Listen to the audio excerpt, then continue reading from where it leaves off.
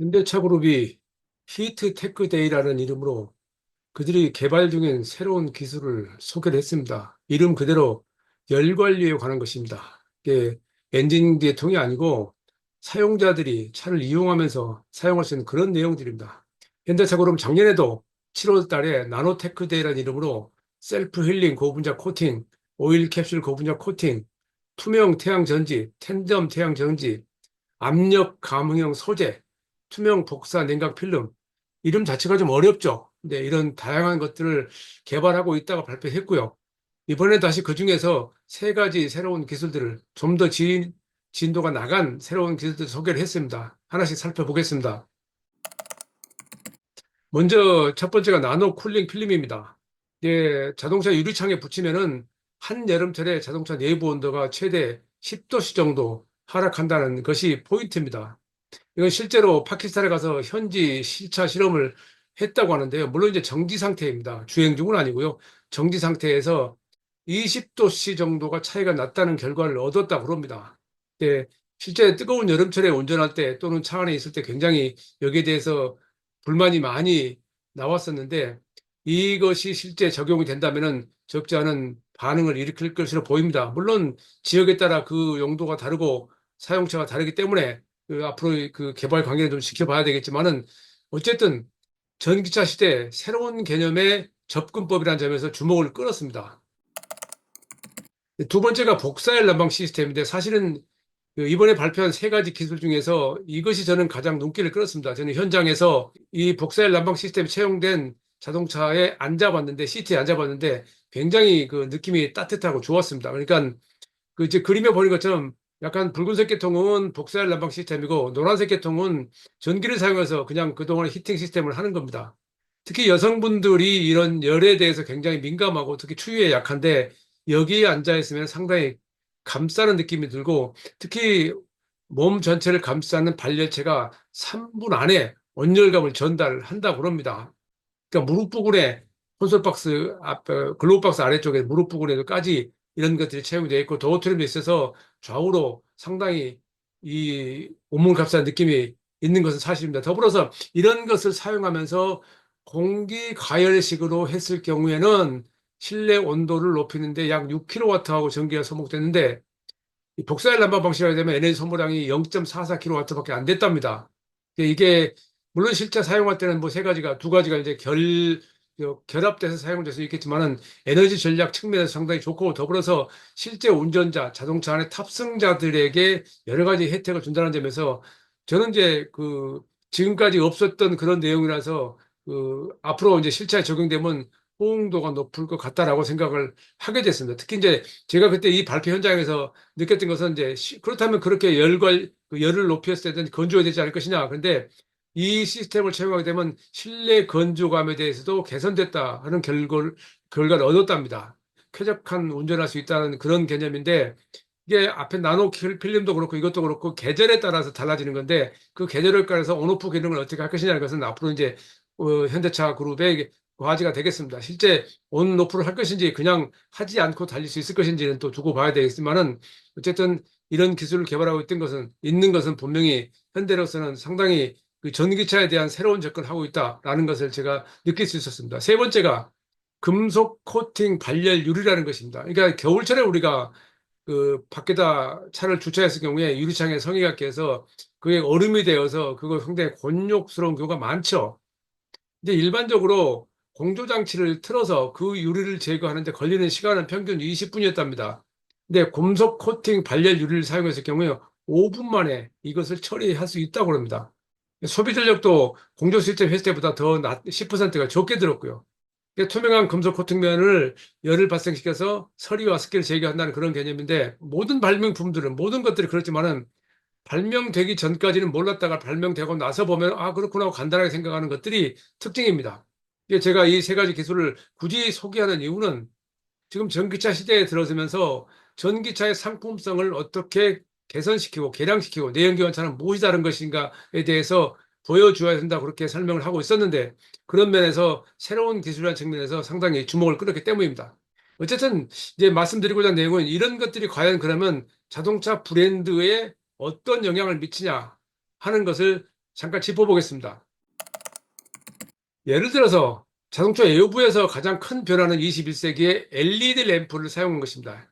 LED 램프는 아우디가 선구자입니다. 그동안 할로겐 램프라든가 과거에 램프를 LED로 바꾸면서 자동차의 디자이너들은 디자인 자유도를 확보할 수 있었고 다양한 형태의 그릴을 만들어낼 수 있었습니다. 그러니까 뭐 전조등뿐만 아니라 후미등까지 그렇고 그건 지금 디지털 매트릭스 또 헤드라이트하고 디지털 OLED 테일라이트까지 발전해 있어요. 그러니까 이것은 처음에 등장했을 때는 조명뿐만이 아니라 이 빛을 통해서 다른 도로 사용자에게 내 차의 상태를 전달하는 그런 역할도 하게 됩니다.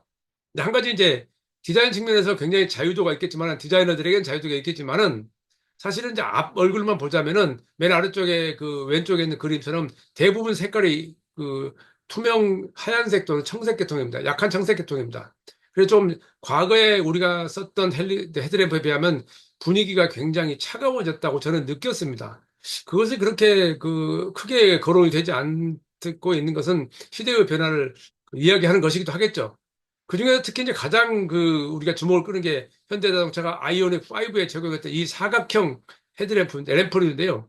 이것은 노란색을 발할 수 있게 만들어 놨습니다. 이 디자인은 처음에 제가 그 자문을 했을 때 그랜저, 지금 나와 있는 그랜저의 프로토타입에서 적용돼서 제가 가서 이건 그랜저라는 차종에는 조금 어울리지 않지 않느냐라는 의견을 보냈었는데 그것이 지금 형태로 하나의 사각형에서 조금은 라운드화된 그런 형태로 바뀌었고요. 원래 처음에 그랜저에 적용하기로 했었던 것은 지금 아이오닉 5에 적용됐고 이것이 상당히 주목을 끌었죠. 그러니까 이게 독창 속으로 받아들여진 거죠. 그래서 아이오닉 5는 세계적으로도 그 디자인 측면에서 많은 호평을 받았죠.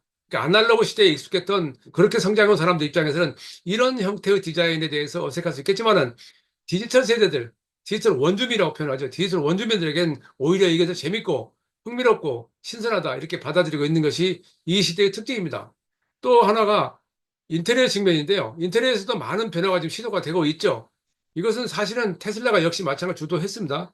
오른쪽 맨 위에 테슬라의 그 모델 3에 있는 그 인터페이스인데요. 그 앞 대시보드 보는데 가로형 모니터 하나만 있습니다. 모델 S는 그 운전석 앞에 하나 더, 조그만 게 하나 더 있고요. 근데 이로 인해서 촉발된 인터페이스의 이 정쟁은 상당히 속도를 내고 있고, 그래서 메르세데스 벤츠가 하이퍼스크린이라는 것을 대시보드에 채용을 했고, BMW는 시어터 스크린을 뒷좌석용으로 채용을 해서 상당히 주목을 끌었죠. 근데 사실은 이것은 모두가 다 아직은 시험 단계라고 저는 생각을 합니다. 이런 것들이 실제 소비자들에게 어떻게 받아들여질지는 그 피드백을 통해서 갈라질 거라고 생각합니다. 물론 그 디지털 세대, 디지털 원주민들에게는 이 테슬라의 하나의 모니터에 모든 것을 집어넣는 이런 형태가 더 좋을 수도 있고요. 과거의 아날로그 시대부터 자동차를 접해온 사람들에게는 기존의 아날로그적 요소를 가입하면서 디지털을 추가하는 그런 형태를 선호할 수도 있죠.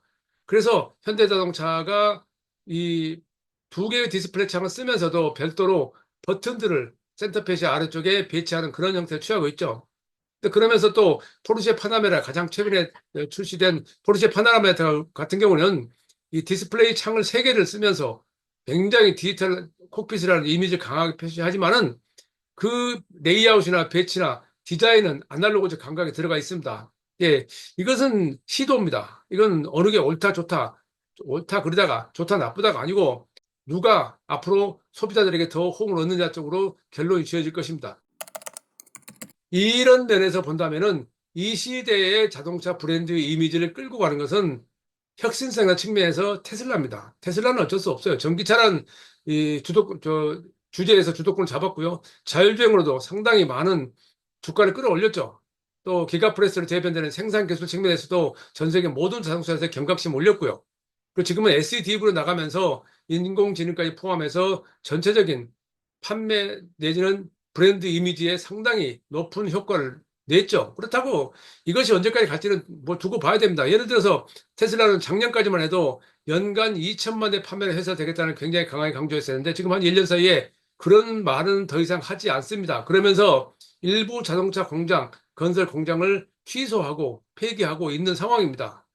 그러니까 실제 처음에는 그들의 방식대로 했을 경우에 상당히 많은 빠른 속도로 생산 대수를 늘릴 수 있고 세계 시장을 장악할 수 있을 것으로 봤는데 실제 뛰어 들어보니 그렇게 간단치 않다는 결론을 내렸을 수도 있고, 아니면은 일론 머스크라고 하는 개인의 퍼스널리티, 그의 개인의 취향, 성격이 이런 사업에 대해서 다른 쪽으로 가면서 이 전기차보다는 그들의 말대로 에너지 기업, 기술 기업 쪽으로 더 방향을 튼 이유기도 합니다. 뭐, 그거야 처한 입장에서 보는 그 시각이 다르겠지만은 자동차 쪽에 집중해온 저 입장에서는 이 테슬라의 처음에 처음에 시작했을 때, 일론 머스크 시작했을 때의 에너지 대전환과 전기차로 전환은 굉장히 좀 높이 평가를 했었고, 인공지능으로 당연히 가겠고, 또 SUV가 필요하겠지만은 지금 당장에는 그것을 시연하기 위해서는, 구현하기 위해서 상당히 시간이 필요합니다. 그렇다면은 지금은 전기차에 좀 더 집중을 하는 게 어떠냐 하는 생각인데, 뭐 그건 어디까지 제 개인적인 생각이기 때문에 옳다, 그러다 뭐 할 수는 없겠지만은 다만 자동차를 오랫동안 취재해 온 제 입장에서는 그런 생각이 든다 하는 얘기입니다. 그리고 이제 이런 모든 것을 제가 지금 이 이야기를 하는 이유는 앞으로의 브랜드 파워입니다. 내연기관 시대의 브랜드 파워는 흔히 이제 그 몇 가지 되죠. 이제 우리가 프리미엄 브랜드라고 그러는데 이 프리미엄 브랜드는 사실은 원래 있었던 게 아니고요. GM이 자동차 브랜드를 여러 가지를 하면서 모든 지갑에 맞는 자동차를 만들어 가면서 저가형 소형차부터 고가형차에 만들었었는데 그게 본격화된 것은 20세기 말입니다. 일본 차가 세계화를 통해서 세계 시장을 장악하면서 독일 차가 그걸 극복하기 위해서 벤츠, BMW, 아우디가 프리미엄 브랜드 전략을 하면서 고가 전략을 쓰게 됩니다. 거기에서 내세운 게 헤리티지, 역사가 있고 성능, 혁신성, 희소성, 독창성, 프리미엄 마케팅 이런 것들입니다. 그런데 여기서 하나, 희소성이라는 것들이 그 20세기 말에 메르세데스 벤츠하고 BMW, 아우디는 그때만 하더라도 연간 60만 대 이상은 생산하지 않겠다. 그러니까 모두가 이 차를 살 수 있는 거 아니다. 라고 했었는데 그것이 20세기, 21세기로 넘어오면서 특히 20세기 말에 21세기 초에 SUV를 라인업 시키면서 달라졌죠. 그러면서 세단도 물론이고 SUV도 소형차부터 대형차까지 풀 라인업을 갖추면서 한 브랜드의 60개, 70개 모델을 갖게 되죠. 그러면서 지금은 BMW, 아우디는 250만 대 수준까지 갔고요. BMW, 메르세데스, 벤츠는요. 그리고 아우디는 200만 육박하게 됐죠. 아우디도 우리나라에서는 존재감이 그렇게 뭐 크게 느끼지 않지만 글로벌 시장에서 상당히 빠른 속도로 성장을 하고 있습니다. 어쨌든 그 당시만 하더라도 이 프리미엄 브랜드들의 슬로건 또는 특징은 아리아가 제약됩니다. 그러니까 메르세데스 벤츠는 지금도 럭셔리를 강조하고요. BMW는 달리는 즐거움을 최우선으로 내세웁니다. 아우디는 콰트로, LED 이런 기술적인 내용에서 상당히 선구적인 입장에서 기술을 통한 진보를 슬로건으로 내세우고 있고요. 볼보는 여전히 안전입니다. 안전 최우선 차량을 이야기하고 있고, 토요타는 품질. 저는 이제 품질보다는 신뢰성이라고 그렇게 평가하고 있는 판인데, 어쨌든 전기차 시대의 프리미엄 브랜드는 과연 뭘까 하는 것이 지금 제가 오늘 말씀드린 주제입니다. 그러니까 성능과 혁신이다. 그러면 전기차 성능은 뭐 당연히 높은 거기 때문에 그렇고요. 혁신성은 당연히 아까 말씀드렸듯이 테슬라가 장악하고 있죠. 테슬라는 말씀드렸듯이 생산기술, 자율주행, 전기차, SDV에서 모두가 다 지금 주제를 장악하고 있습니다. 그리고 중국 메이커 중에서는 BYD가 스마트카와 전기차에서 역시 상당히 빠른 속도로 치고 올라오고 있고요. 이 상황에서 현대 기아 같은 경우 무엇을 할 것인가에 대해서 저는 상당히 그동안 관심을 갖고 있었고, 그래서 아까 말씀드린 나노테크데이라든가 히트테크데이라든가 작년에 올 초에 보였던 유니버스 휠이라든가 이런 다양한 기술을 최근에 현대차 그룹이 과거에는 하지 않았던 기술 홍보를 하면서 상당히 제가 주목을 끌고 있었던 겁니다. 그러면서 앞으로 어떤 것을 가지고 소비자들을 끌어들일 것인가 하는 것을 관심을 갖게 되었고, 그것이 기술일까? 편의성일까? 지금까지는 사실은 큰 틀에서 주제는 다 나왔죠. 그렇다면 실제 자동차를, 전기차를 사용한 사람 입장에서는 무엇을 원할까? 우선 당장에는 안전이죠. 그 화재 문제 때문에 이슈가 되고 있는데, 그 화재 문제는 우리나라에서 너무 좀 피상적으로 좀 그 마녀 사냥식으로 접근하고 있어서 저는 또 안타깝긴 합니다만은 어쨌든 그것이 필요하죠. 그리고 더불어서 앞으로도 어떤 기술이 등장할 것이냐. 거기에 이제 AI가 관련돼 있을 것이고, 거기에 하나 더 그런 것들을 무시한 소비자들 분명히 더 많습니다. 거기에 편의성이라든가 다양한 뭐 쾌적성이라든가 이런 실내에서 인터페이스에서 내가 즐길 수 있고 경험할 수 있는 지금까지 못 해봤던 그런 것들에 대해 초점을 맞출 수 있다고 의견이 모아져 있는데 그 과정에서 과연 그러면 현대 기아차는 무엇을 가지고 그들의 브랜드력을 올릴 것인가 하는 것에 대해서 저는 지켜보았던 것입니다. 물론 전기차에서 레거시 미디어에서는 현대차가 지금 가장 존재감이 높죠. 그러니까 월드 카우보디에 3년 연속 아이노 5, 아이노 6, EV9이 선정될 정도로 저 같은 이 전통적인 자동차 기자들이 속한 그런 세계 월드카 어워즈에서는 주목을 끌고 있는 상황입니다. 그러면 여기서 앞으로 한 단계 더 나가야 되는데 그 나가는 이슈가 뭐냐? 전기차 이슈는 현대차 이슈가 주제가 아니에요.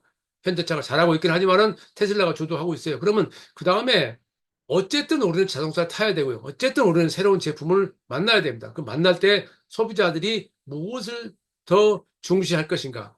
저는 2015년에 인터페이스가 경쟁력이 된다는 칼럼을 쓴 적이 있는데 지금도 그 생각은 크게 달라지지 않았습니다. 물론 그건 제가 뭐 짧은 생각일 수 있긴 하지만 어쨌든 앞으로 갈수록 사용자들은 과거처럼 달리기보다는 물론 달리기도 여전히 중요하겠지만은 달리기보다는 차 안에서 탑승 공간에서 내가 새로운 경험을 할 수 있는 것을 찾는다고 생각합니다. 그게 여러 가지 있죠. 그중에서 눈에 띈 게 이번에 현대차 그룹이 기술 테크데이를 통해서 발표한 열 관리 시스템이었습니다.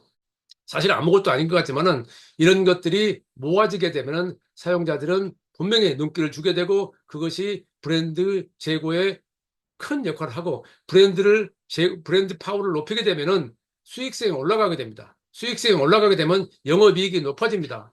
그래서 테슬라는 한때 15% 넘는 영업이익을 낸 적이 있는데 지금 이제 절반은 떨어졌지만은 자동차 회사들의 큰 관심은 역시 영업이익입니다. 수익을 내서 다음 세대 투자를 하고 그래서 지속 가능성이 있어야 한다. 이게 이제 그 가장 큰 주제인데 그런 면에서 이 모든 것들이 종합되면은 새로운 형태의 자동차 생활이 등장할 수 있을 것으로 저는 예상을 합니다.